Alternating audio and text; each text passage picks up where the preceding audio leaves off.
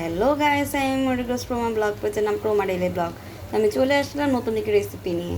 তো আজকে হচ্ছে কি আমি পেঁয়াজ আর মরিচের যে ভর্তাটা বানাই খিচুড়ির সাথে খাওয়ার জন্য, সেই ভর্তাটা আজকে আমি তৈরি করতেছি। তো এখানে আমি 5টা শুকনো মরিচ নিয়ে নিয়েছি আর 1 কাপের মতো পেঁয়াজ নিয়েছি। সরিষার তেল দিয়ে ভালো করে ভেজে নিচ্ছি। ভাজা হলে সেটাকে পাটায় বেটে তারপরে হচ্ছে কি আমি ভর্তাটা করব। আর বেশি না, হালকা করে একটু বাটতে হবে, কারণ পেঁয়াজের ভর্তাটা আস্তে আস্তে থাকে, তো আমি সেভাবেই রাখবো।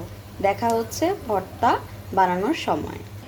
অলরেডি হচ্ছে কি আমি পেঁয়াজ আর মরিচ, 5টা মরিচ আর পেঁয়াজ দিয়ে যে পেঁয়াজ মরিচের যে ভর্তাটা বানিয়েছি সেটা ভালো করে আমি বেটে নিয়েছি, হালকা একটু বেটে নিয়েছি। তো আপনারা বেটে নিয়ে নেবেন।